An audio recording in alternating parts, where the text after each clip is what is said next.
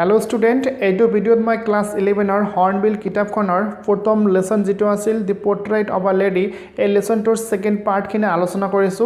লেসনটো যেটো খুবেই দীঘল সেই কাৰণে মই দুটা ভাগত ভাগ কৰিছো তোমালোকে ফাৰ্স্ট পাৰ্ট খিনি যদি এতিয়ালৈকে দেখা নাই তেনেহলে তোমালোকে এইটো ভিডিঅ'ৰ শেষত ফাৰ্স্ট পাৰ্ট খিনি দেখিব পাৰিবা নহলে এই ভিডিঅ'টোৰ ডেসক্ৰিপচনত মই ফাৰ্স্ট পাৰ্টৰ লিংকটো দি দিছো তোমালোকে তাত যাইও দেখিব পাৰিবা তো তেনেহলে মই এতিয়া সেকেন্ড পাৰ্ট খিনি ষ্টাৰ্ট কৰিছো তোমালোকে মনোযোগৰে শুনিবা দেই When I went up to university, I was given a room of my own. তো ইয়াত কোৱা হল লিখকে এতিয়া that means author এতিয়া ইউনিভাৰ্সিটিত ষ্টাডি কৰিব ললে আৰু যাৰ বাবে তেখেতক ইউনিভাৰ্সিটিত এটা হোষ্টেলত ৰুম ল'ব লগা আছিল that means এইখিনি ইয়াত বুজাইছে যে এতিয়া author তেখেতৰ গ্ৰাণ্ডমাদাৰৰ পৰা সেপাৰেট হ'ব লগা হল means পৃথক হ'ব লগা হল আগত দুজনে একলগতে আছিল কিন্তু এতিয়া তেখেতে ইউনিভাৰ্সিটিৰ হোষ্টেলত নিজে এটা ৰুম ল'ব লগা হৈছিল তাতে থাকিব লগা হৈছে that means দুজনৰ মাজত যেটো সেপাৰেশন পৃথক হেতুত বুজোৱাৰ কাৰণে এই কথাটো কোৱা হৈছে ইয়াত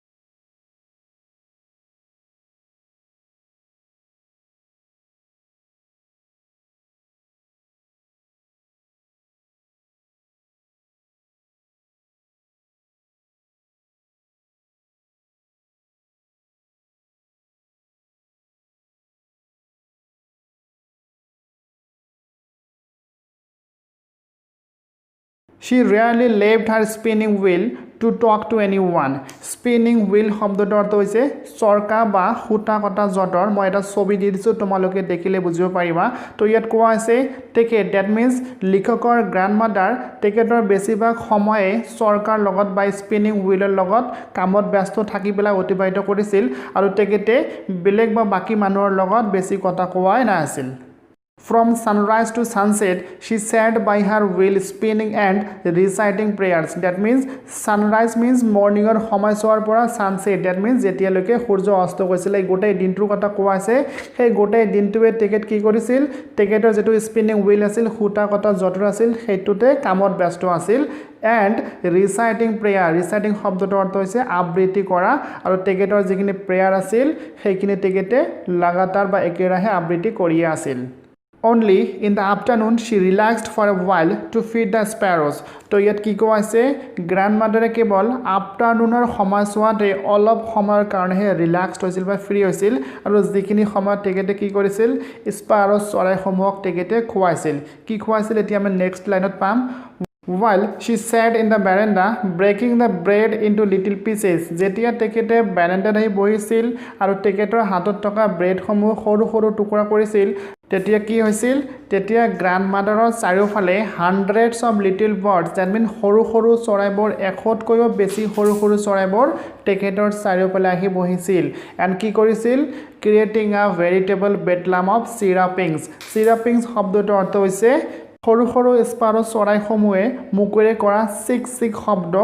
বেডলাম শব্দটোৰ অৰ্থ হৈছে কোলাহলপূৰ্ণ ঠাই that means bedlam of chirruping means এই সৰু সৰু চৰাইবোৰে মুখেৰে কৰা চিক চিক শব্দৰ যেটো কোলাহলপূৰ্ণ পৰিবেশ সেইটোৰ কথা কোৱা হৈছে আৰু ভেৰিটেবল শব্দটোৰ অৰ্থ হৈছে বাস্তৱিক বা সত্য ইয়াত কোনটো বাস্তৱিক বা সত্যৰ কথা কোৱা হৈছে যে গ্ৰাণ্ডমাদাৰে এতিয়া অথৰৰ লগত থাকিব নোৱাৰা হল অথৰ এতিয়া তেখেতৰ পৰা বিচ্ছিন্ন হৈ গল আৰু সেইটো আছিল তেখেতৰ জীৱনৰ বাস্তৱিকতা আৰু তেখেতৰ জীৱনৰ আৰু এটা বাস্তৱিকতা হল যে তেখেতে এতিয়া তেখেতৰ ঘৰতে থাকিব লগা হল আৰু এই সৰু সৰু এশতকৈ বেছি চৰাইসমূহৰ মাজত বা কোলাহলত তেখেতে এতিয়া নিজৰ বাস্তৱিক জীৱনটো আগুৱাই লৈ যাব লগা হল সেই কাৰণে ইয়াত বাস্তৱিকতা বা সত্যৰ কথা কোৱা হৈছে যেটো হল তেখেতৰ জীৱনৰ প্ৰকৃত বা সত্য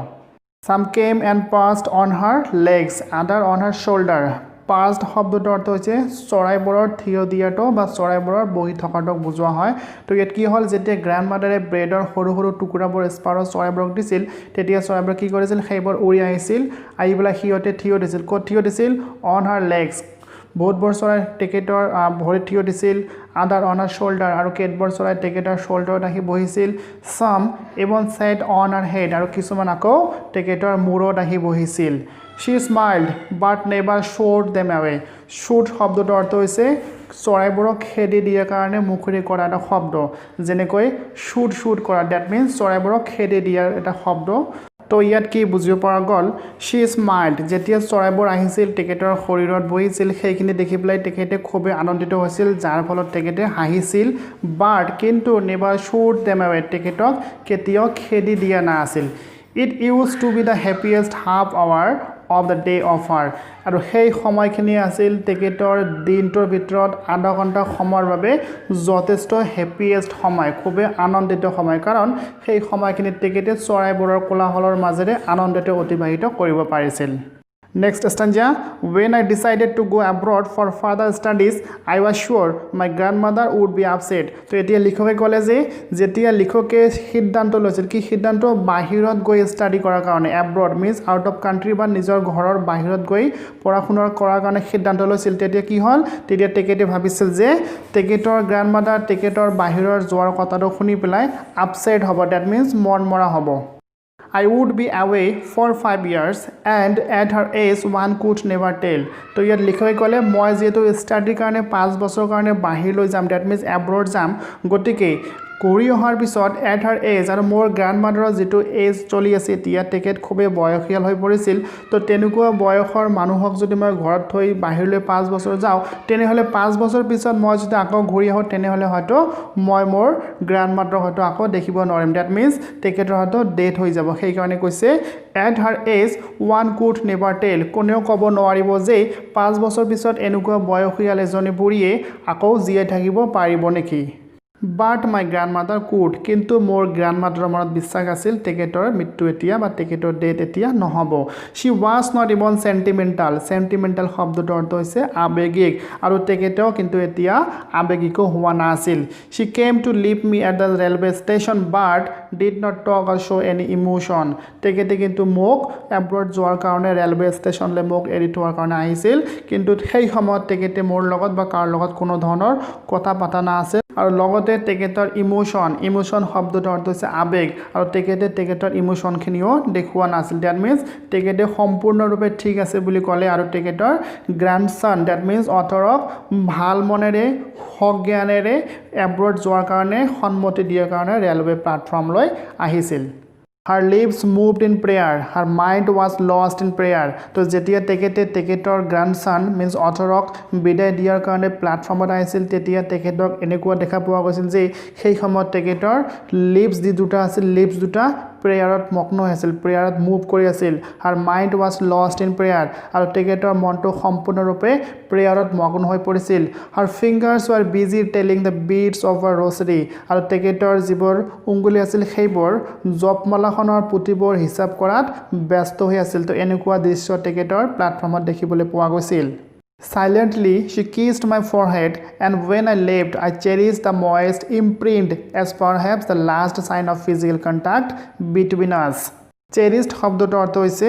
মনত আশা পোষণ কৰা বা মনত আশা জন্মোৱা আৰু moist শব্দটোৰ অৰ্থ হৈছে তিতা that means watery পানী কৰি দিয়া তাৰ পিছত imprint শব্দটোৰ অৰ্থ হৈছে impression বা ছাপ তো এইখিনিতে আমি কি বুজিব পাৰিলো সাইলেন্টলি মিন্স লাহেকৈ গ্ৰাণ্ডমাদাৰে 18 বছৰলৈ আহিলে তাৰ পিছত কি কৰিলে she kissed my forehead তেখেতৰ ফৰহেডত কিছ কৰিলে and when I left আৰু যেতিয়া লিখকে তাৰ পৰা এৰিলে মিন্স এব্ৰড যোৱাৰ কাৰণে তাৰ পৰা এৰিলে তেতিয়া কি হ'ল I cherished শব্দটোৰ অৰ্থ হৈছে মনত আশা পোষণ কৰা that means তেখেতৰ মনত এটা আশা আছিল কেনেকুৱা ধৰণৰ যে তেখেতৰ গ্ৰাণ্ডমাদাৰে যেতিয়া তেখেতৰ ফৰহেডত কিছ কৰিছিল তেতিয়া তেখেতৰ কিছৰ ফলত যেটো ইমপ্ৰেশন হল তেখেতৰ মনত বা তেখেতৰ শৰীৰত যেটো ইমপ্ৰেশন হৈছিল তেতিয়া তেখেতে ভাবিছিল যে এইটোৱে হৈছে হয়তো আমাৰ লোকৰ মাজত লাষ্ট আৰু ফাইনাল ইমপ্ৰেশন বা ফাইনাল ফিজিক্যাল কন্টাক্ট কাৰণ হয়তো লিখকে ভাবিছিল যেতিয়া তেখেতে 5 বছৰ অতিক্ৰম কৰাৰ পিছত যেতিয়া এব্ৰডৰ পৰা ঘৰত আহিব তেতিয়া হয়তো আৰু তেখেতৰ গ্ৰাণ্ডমাদাৰ নাথাকিব কিন্তু তেখেতৰ গ্ৰাণ্ডমাদাৰ কিন্তু জানিছিল বা তেখেতৰ বিশ্বাস আছিল যে তেখেতে কিন্তু এতিয়া মৃত্যু নহয় সো লিখকে এইখিনি আশা ৰাখিছিল যে তেখেতে যাতে এব্ৰডত পঢ়া শুনা শেষ কৰাৰ পিছত যেতিয়া উভতি আহিব তেতিয়া যাতে তেখেতৰ গ্ৰাণ্ডমাদাৰ লগ পায় আৰু তেখেতৰ সেইদিনা যাতে ফিজিক্যাল কন্টাক্টটোৱে সিহঁতৰ কাৰণে লাষ্ট ফিজিক্যাল কন্টাক্ট নহয় আকৌ যাতে সিহঁতৰ মাজত সম্পৰ্ক এটা গঢ়ি উঠে এইখিনি আশা লৈ পেলাই তেখেতে এব্ৰডলৈ যাত্ৰা কৰিছিল Okay, next stanza. But that was not so. After 5 years, I came back home and was met by her at the station. That means লিখকে যেনেকুৱা ভাবিছিল যে হয়তো 5 বছৰ পিছত তেখেতে হয়তো তেখেতৰ গ্ৰাণ্ডমাদাৰ লগত আৰু দেখা কৰিব নোৱাৰিব কিন্তু তেনেকুৱা হোৱা নাছিল after 5 years 5 বছৰ পিছত I came back home লিখকে তেখেতৰ ঘৰলৈ উভতি আহিল was met by her at the station আৰু তেখেতৰ গ্ৰাণ্ডমাদাৰ ষ্টেচনলৈ আহিছিল তেখেতক লোৱাৰ কাৰণে She did not look at a older. That means লিখকে যেনেকুৱা অৱস্থাত দেখি পেলাই 5 বছৰৰ কাৰণে বাহিৰত ষ্টাডি কৰিবলৈ গৈছিল আকৌ 5 বছৰ পিছত যেতিয়া উভতি আহিছিল ৰেলৱে প্লেটফৰ্মত যেতিয়া নিজৰ গ্ৰাণ্ডমাদাৰক দেখিছিল তেতিয়া দেখা পাইছিল যে 5 বছৰ পিছতো তেখেতৰ গ্ৰাণ্ডমাদাৰ তেনেকুৱাই আছিল যেনেকুৱা দেখি থৈ গৈছিল She still had no time for words. That means লিখকে কৈছে যে তেখেতৰ গ্ৰাণ্ডমাদাৰৰ আগৰ নিচিনা কৈয়ে এতিয়াও কাৰো লগত হয়তো কথা কোৱাৰ সময় নাই And while she clasped me in her arms, I could hear her reciting her prayers. That means reciting শব্দটোৰ অৰ্থ হৈছে আবৃত কৰা আৰু clasped শব্দটোৰ অৰ্থ হৈছে হাতেৰে সাবটি লৈ পেলাই আলিঙ্গন কৰা তো লিখকে ক'লে যেতিয়া প্লেটফৰ্মত তেখেতৰ গ্ৰাণ্ডমাদাৰে তেখেতক হাতেৰে সাবটি লৈ পেলাই আলিঙ্গন কৰিছিল তেতিয়া তেখেতৰ গ্ৰাণ্ডমাদাৰৰ মুখেৰে আবৃত কৰা তেখেতৰ প্ৰেয়াৰখিনি শুনা পাইছিল Even on the first day of my arrival, her happiest moments were with the sparrows whom she fed longer and with frivolous rebukes. Frivolous rebukes শব্দটোৰ অৰ্থ হৈছে লাইট স্কল্ডিং দ্যাট মিন্স লাহেকৈ বা মৰমেৰে কোনো বস্তু বা জীৱক বা জন্তুক খেদাই দিয়া তো লিখকে ইয়াত এইখিনি ক'ব বিচাৰিছে যে তেখেতৰ গ্ৰাণ্ডমাদাৰৰ যেটো শেডিউল আছিল কাম কৰাৰ সেইখিনি চেঞ্জ হোৱা নাই দ্যাট মিন্স তেখেতে সদায় স্পাৰবোৰক ব্ৰেডৰ টুকুৰাবোৰ দিছিল আৰু সেই সকলোবোৰ স্পাৰক তেখেতে বহুৱাই খুৱাইছিল আৰু যেতিয়া সেই স্পাৰবোৰ বা চৰাইবোৰ তেখেতৰ শৰীৰত আহি বহিছিল তেতিয়া মৰমেৰে লাহে লাহে সেইবোৰক কৈছিল যে তোমালোকে এতিয়া যোৱাচোন Okay, next stanza. In the evening, a change came over her. She did not pray. She collected the women of the neighborhood, got an old drum and started to sing. তো সেই দিনৰ ইভিনিঙৰ সময়ত আমি কি দেখা পালো আ গ্ৰেট চেঞ্জ মিন্স তেখেতৰ গ্ৰাণ্ডমাদাৰৰ এটা সম্পূৰ্ণৰূপে পৰিৱৰ্তন এটা দেখা পালো হেতু কি আছিল she did not pray সেদিনা তেখেতে আৰু প্ৰে কৰা না আছিল যত নেকি তেখেতৰ গ্ৰাণ্ডমাদাৰ গোটেই দিনে ৰাতিয়ে প্ৰে কৰি আছিল লাগাতাৰ she collected the women of the neighborhood শব্দটোৰ অৰ্থ হৈছে ওচৰ চুবুৰীয়া that means তেখেতে ওচৰ চুবুৰীয়া যিমানবোৰ তিৰোতা আছিল সকলোবোৰকে মাতি আনিছিল God and old drum and started to sing আৰু তেখেতে কি কৰিছিল এটা পুৰানা ড্ৰাম আনিছিল ঢোল আনিছিল আৰু হেতু বজাবলৈ ধৰিছিল আৰু লগতে গান গাবলৈ ধৰিছিল তো এনেকুৱা ধৰণৰ এটা বিশেষ ধৰণৰ পৰিৱৰ্তন সেই মুহূৰ্তত তেখেতৰ গ্ৰাণ্ডমাদাৰৰ দেখিবলৈ পোৱা গৈছিল For several hours, she thumped the sagging skins of the dilapidated drum and sang for the homecoming of warriors. Warrior শব্দটোৰ অৰ্থ হৈছে যোদ্ধা, dilapidated শব্দটোৰ অৰ্থ হৈছে ফটা চিঙা, তো dilapidated drum শব্দটোৰ অৰ্থ হ'ল ফটা চিঙাৰ ঢোলটোৰ কথা কোৱা হৈছে বা ড্ৰামটোৰ কথা কোৱা হৈছে। Sagging শব্দটোৰ অৰ্থ হৈছে sinking downward, that means সন্মুখৰ পিনে ঝুকি যোৱা বা হালি যোৱা and থাম শব্দটোৰ অৰ্থ হৈছে গধুৰ কোনো বস্তুৰে আঘাত কৰা বা কোবোৱা তো এইখিনিতে আমি কি বুজিব পাৰিলো যে কেইবা ঘণ্টা ধৰি তেখেতে কি কৰিছিল তেখেতে গধুৰ এটা বস্তুৰে এই ফটা চিঙা চামৰাৰে নিৰ্মিত ড্ৰামটো তেখেতে বজাইছিল লাগাতাৰ বজাইছিল আৰু তেখেতে কি কৰিছিল এজন যোদ্ধা অহাৰ নিচিনা কৈ যোদ্ধা কাৰ লগত তুলনা কৰিছে ইয়াত অথৰৰ লগত যোদ্ধাক তুলনা কৰিছে যে এজন যোদ্ধা ঘৰলৈ আহিছিল আৰু যাৰ বাবে তেখেতে ঢোলটো কোবাইছিল আৰু তেখেতে গান গাই আছিল We had to persuade her to stop to avoid overstraining. Overstraining শব্দটোৰ অৰ্থ হৈছে প্ৰয়োজনতকৈ বেছি কিছু কৰা আৰু persuade শব্দটোৰ অৰ্থ হৈছে মনত বিশ্বাস জন্মোৱা তো ইয়া যেতিয়া সকলোৱে দেখিলে যে গ্ৰাণ্ডমাদাৰে লাগাতাৰ ড্ৰামটো বজাই আছিল যেটো নেকি তেখেতৰ বয়সৰ মানুহৰ কাৰণে সম্ভৱ নহয় বা উচিত নহয় সেই কাৰণে সকলোৱে তেখেতৰ মনত বিশ্বাস জন্মাই আছিল যে আপুনি এনেকুৱা কাম নকৰিব কাৰণ এটো আপোনাৰ কাৰণে উপযোগী নহয় বেয়াই হ'ব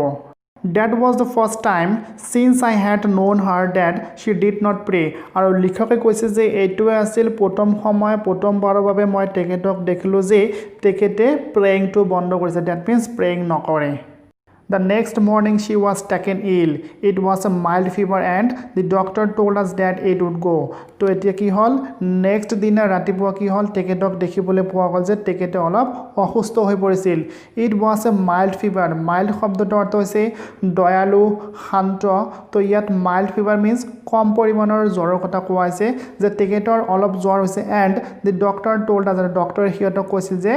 it would go that means জ্বৰটো কম সময়ৰ ভিতৰতে এৰি যাব But my grandmother thought differently. কিন্তু মোৰ grandmother বেলেগ চিন্তা কৰিছিল কি চিন্তা কৰিছিল She told us that her end was near. তেখেত আমালোকক কৈছিল যে তেখেতৰ হয়তো জীৱনৰ শেষ সময়খিনি তেখেতৰ ওচৰলৈ বা কাষ চাপি আহি আছিল She said that since only a few hours before the close of the last chapter of her life she had omitted to pray, she was not going to waste any more time talking to us. Omit শব্দটোৰ অৰ্থ হৈছে বাদ দিয়া ইয়াত কি বাদ দিয়া কথা কোৱা আছে প্ৰেয়িং কৰাটো বাদ দিয়া কথা কোৱা আছে তো ইয়াত আমি কি বুজিব পাৰিলো she said তেখেতে আমালোকক কৈছিল কি কৈছিল since only a few hours before the close of the last chapter of her life that means তেখেতে ক'লে যে যেহেতু মোৰ জীৱনৰ শেষ সময়খিনি আহিছে মোৰ জীৱনৰ চেপ্টাৰৰ এটো লাষ্ট সময় সেই কাৰণে she had omitted to pray সেই কাৰণে তেখেতে এতিয়া প্ৰাৰ্থনা কৰাটো বন্ধ কৰিছে বুলি তেখেতে আমালোকক জনালে And she was not going to waste any more time talking to us. আৰু লগতে তেখেতে আমালোকক জনাই দিলে যে যেহেতু তেখেতৰ শেষ সময়খিনি আহি আছে সেই কাৰণে তেখেতে আৰু তেখেতৰ অমূল্য সময়খিনি আমালোকৰ লগত কথা পাতি পেলাই নষ্ট নকৰিব বুলি তেখেতে আমালোকক জনাই দিলে Next stanza we protested আমি কিন্তু তেখেতক তেনেকুৱা কাৰ্যৰ পৰা বা তেনেকুৱা কথাৰ পৰা আমি তেখেতক বিৰত ৰাখিবলৈ চেষ্টা কৰিছিলো but she ignored our protest কিন্তু তেখেতে আমালোকৰ এনেকুৱা কাৰ্যক অৱহেলা কৰিছিল বা ইগনোৰ কৰিছিল আওকাণ কৰিছিল she lay peacefully in bed praying and telling her beads তেখেতে কি কৰিছিল পিসফুলি শান্তিৰে তেখেতৰ বিছনাত শুই পৰিছিল আৰু প্ৰে কৰিবলৈ আকৌ ষ্টাৰ্ট কৰিছিল আৰু telling her beads that means তেখেতৰ যিখিনি জপমালা আছিল জপমালাৰ যিবোৰ পুতি আছিল সেইবোৰ তেখেতে হিসাব কৰিবলৈ ধৰিছিল even before we could suspect her lips stopped moving and the rosary fell from her lifeless fingers means তেখেতৰ জীৱনটো এতিয়া আৰু তেখেতৰ নাই আৰু তেখেতৰ নথকা জীৱনৰ হাতৰ উংগুলিবোৰৰ কথা ইয়াত কোৱা হৈছে আৰু সাসপেক্ট শব্দটো ইয়াত বুজাইছে সন্দেহ কৰা কি সন্দেহ যে হয়তো তেখেতৰ এতিয়া সঁচাকৈয়ে জীৱনৰ শেষ সময়টো আহি পাইছে হয়তো তেখেতে আৰু এতিয়া আমালোকক সকলোকে এৰি থৈ গুচি যাব ঠিক তেনেকুৱাই হৈছিল সেই কাৰণে তেখেতে এনেকৈ কৈছিল বিফৰ উই কুড সাসপেক্ট যে আমি তেখেতক সন্দেহ কৰাৰ আগ মুহূৰ্ত দ্যাট মিন্স তেখেতে হয়তো আমালোকক এই মুহূৰ্ততে এৰি থৈ গুচি যাব এনেকুৱা চিন্তা কৰাৰ জাস্ট আগ মুহূৰ্তত কি হল হাৰ লিপস স্টপড মুভিং যে তেখেতে অলপ আগতে প্ৰেয়িং কৰি আছিল আৰু প্ৰেয়িং কৰি থকা লিপস দুটা আৰু এতিয়া মুভ নকৰে and the rosary fell from her lifeless fingers আৰু তেখেতৰ হাতত যিটো জপমালা আছিল সেইখিনি এতিয়া তলত পৰি গ'ল A peaceful pallor spread on her face and we knew that she was dead. Parlour শব্দটো অৰ্থ হৈছে পাণ্ডু বৰ্ণ দ্যাট মিন্স মুখৰ উজ্জ্বলতা কমি আহা তেখেতৰ মুখমণ্ডলখনৰ চাৰিওফালে কি হল এতিয়া মুখৰ উজ্জ্বলতাখিনি কমি আহিল দ্যাট মিন্স পাণ্ডু বৰ্ণৰে তেখেতৰ মুখখন ঢাকি ধৰিলে চাৰিওফালে বিয়পি পৰিলে and we knew that she was dead আৰু তেতিয়া আমি ভালদৰে সকলোৱে বুজিব পাৰিলো যে এতিয়া আৰু আমাৰ গ্ৰাণ্ডমাদাৰ নাই তেখেতে আমালোকক পৃথিৱীৰ বুকুত এৰি থৈ পেলাই গুচি গ'ল Next stanza, we lifted her of the bed and, as is customary, laid her on the ground and covered her with a red shroud. Shroud শব্দটো অৰ্থ হৈছে আৱৰণ that means বিশেষকৈ মৃত শৰীৰসমূহ ঢাকি ৰখাৰ কাৰণে যিবোৰ কাপোৰ ব্যৱহাৰ কৰা হয় সেইবোৰকে shroud বুলি কোৱা হয় আৰু কাষ্টমাৰী শব্দটো অৰ্থ হৈছে প্ৰথা অনুযায়ী that means নীতি নিয়ম অনুসৰি তো এইখিনিতে কি বুজিব পৰা গ'ল যে লেখকে ক'লে যে আমি নীতি নিয়ম বা প্ৰথা অনুসৰি কি কৰিলো তেখেতক বিছনাখনৰ পৰা উঠাই ললো আৰু তেখেতক মাটিত শুই দিলো আৰু তেখেতৰ ওপৰত আমি এখন কাপোৰেৰে তেখেতক ঢাকি ৰাখিলো After a few hours of mourning, we left her alone to make arrangements for her funeral. Funeral শব্দটো অৰ্থ হৈছে সমাধি বা অন্ত্যেষ্টিক্ৰিয়া। তো আমি কি কৰিলোঁ এতিয়া? After a few hours, that means কিছু ঘণ্টা ধৰি আমি তেখেতৰ বাবে শোক প্ৰকাশ কৰিলোঁ। তাৰপিছত আমি তেখেতক অকলে ৰাখিলোঁ আৰু তেখেতৰ সমাধিৰ কাৰণে বা অন্ত্যেষ্টিক্ৰিয়াৰ কাৰণে আমি ব্যৱস্থাখিনি কৰিবলৈ হাতত ল'লোঁ। In the evening, we went to her room with a crude stretcher to take her to be cremated. Cremated শব্দটো অৰ্থ হৈছে ডেড বডিক জ্বলাই দিয়া আৰু ক্ৰুড শব্দটো অৰ্থ হৈছে অমাৰ্জিত বা অসংস্কৃত। ক্ৰুড ষ্ট্ৰেচাৰ মিনছ হাতেৰে নিৰ্মিত এখন ষ্ট্ৰেচাৰ য'ত নেকি ডেড বডিসমূহ ৰখা হয়। তো ইয়াত কোৱা হৈছে লিখকসমূহে ইভিনিঙৰ সময়ছোৱাত গ্ৰাণ্ডমাদাৰৰ ঘৰলৈ আহিছিল আৰু তেখেতক ষ্ট্ৰেচাৰত শুই দিছিল। The sun was setting and had lit her room and veranda with a blaze of golden light. That means সূৰ্য এতিয়া অস্ত হৈ আছিল আৰু অস্ত যোৱাৰ সময়ত সূৰ্যৰ যিখিনি প্ৰখৰ ৰ'দ হয় সেই ৰ'দখিনি তেখেতৰ that means গ্ৰাণ্ডমাদাৰৰ ৰুমত আৰু লগতে তেখেতৰ ৰুমৰ বাৰাণ্ডাত সূৰ্যৰ ৰ'দখিনি আহি পেলাই উজ্জ্বল কৰি তুলিছিল, গল্ডেন কৰি তুলিছিল। We stopped halfway in the courtyard, all over the veranda and in her room right up to where she lay dead and still wrapped in the red shroud. Thousands of sparrows sat scattered on the floor. Okay, তো এইখিনিতে কি বুজিব পৰা গ'ল যে যেতিয়া লিখকে চোতালৰ হাব অংশলৈ গৈছিল তেতিয়া সিহঁতে দেখিছিল যে তেখেতৰ গ্ৰাণ্ডমাদাৰৰ মৃতদেহটো য'ত ৰখা হৈছিল বা ৰঙা এখন কাপোৰে ঢাকি য'ত ৰখা হৈছিল সেই ঠাইখনৰ চাৰিওফালে আৰু তেখেতৰ গ্ৰাণ্ডমাদাৰৰ ঘৰত বা ৰুমৰ গোটেইখিনি অংশতে দেখিব পাৰিলে যে সৰু সৰু স্পাৰ চৰাইবোৰে পৰিপূৰ্ণ হৈ গৈছিল। There was no chirping. Chirping means চৰাইসমূহৰ চিক চিক শব্দ, কিন্তু সেই মুহূৰ্তত যদিও হাজাৰ হাজাৰ চৰাইবোৰ তাত জমা হৈছিল গ্ৰাণ্ডমাদাৰৰ মৃত দেহৰ ওচৰৰ চাৰিওফালে, কিন্তু তেতিয়া কোনো ধৰণৰ চৰাইবোৰৰ কোলাহল নাছিল। We felt sorry for the birds and my mother fetched some bread for them. আমি তেতিয়া চৰাইবোৰক দেখি খুবেই দুখিত হৈছিলোঁ, দুখ প্ৰকাশ কৰিলোঁ আৰু তাৰপিছত মোৰ মা কি কৰিছিল? মোৰ মা ঘৰলৈ গৈছিল আৰু সেই চৰাইবোৰৰ কাৰণে ব্ৰেড লৈ আহিছিল। She broke it into little crumbs. Crumbs শব্দটোৰ অৰ্থ হৈছে সৰু সৰু টুকুৰা। তেতিয়া তেখেতে কি কৰিলে? সেই ব্ৰেডবোৰ সৰু সৰু টুকুৰা কৰিলে। The way my grandmother used to and throw it to them. আৰু তাৰপিছত কি কৰিলে? মোৰ মায়ে সেই সৰু সৰু টুকুৰাবোৰ চৰাইবোৰলৈ দলিয়াই দিবলৈ ধৰিলে, যেনেকৈ নেকি মোৰ গ্ৰাণ্ডমাদাৰে এই সময়ত সেই চৰাইবোৰক সৰু সৰু টুকুৰা কৰি পেলাই খুৱাইছিল। The sparrows took no notice on the bread. কিন্তু যেতিয়া মোৰ মায়ে সৰু সৰু টুকুৰা কৰি পেলাই গ্ৰাণ্ডমাদাৰৰ নিচিনাকৈ চৰাইবোৰক সেই ব্ৰেডৰ টুকুৰাবোৰ দিছিল, কিন্তু চৰাইবোৰ সেই টুকুৰাৰ প্ৰতি কোনো ধৰণৰ লক্ষ্য কৰা নাছিল। সিহঁতে জাষ্ট সেই গ্ৰাণ্ডমাদাৰৰ পিনে লক্ষ্য কৰিছিল আৰু সিহঁতে মন মৰা অৱস্থাত আছিল। When we carried my grandmother's corpse off, corpse means dead body, আৰু যেতিয়া আমি মোৰ গ্ৰাণ্ডমাদাৰৰ মৃতদেহটো তাৰ পৰা লৈ গ'লোঁ, they flew away quietly. Quietly means শান্তৰে। তেতিয়া সেই হাজাৰ হাজাৰ চৰাইবোৰ তাৰ পৰা উৰি গুচি গ'ল। Next morning, the sweeper swept the bread crumbs into the dustbin. তো নেক্সট দিনৰ ৰাতিপুৱা কি কৰিলে? চুইপাৰ আহিলে আৰু যিবোৰ ব্ৰেডৰ সৰু সৰু টুকুৰা চৰাইবোৰক খাবলৈ মোৰ মায়ে দিছিল সেইবোৰ কিন্তু সিহঁতে খোৱা নাছিল আৰু সেইবোৰ সেই চুইপাৰজনে কি কৰিছিল? সেইবোৰ লৈ যাই পেলাই সিহঁতৰ ডাষ্টবিনটোত ৰাখি দিলে। ওকে, তো লেসনটো ইয়াতে সমাপ্ত হ'ল আৰু লেসনটোৰ পৰা আমি এইখিনি বুজিব পাৰিলোঁ যে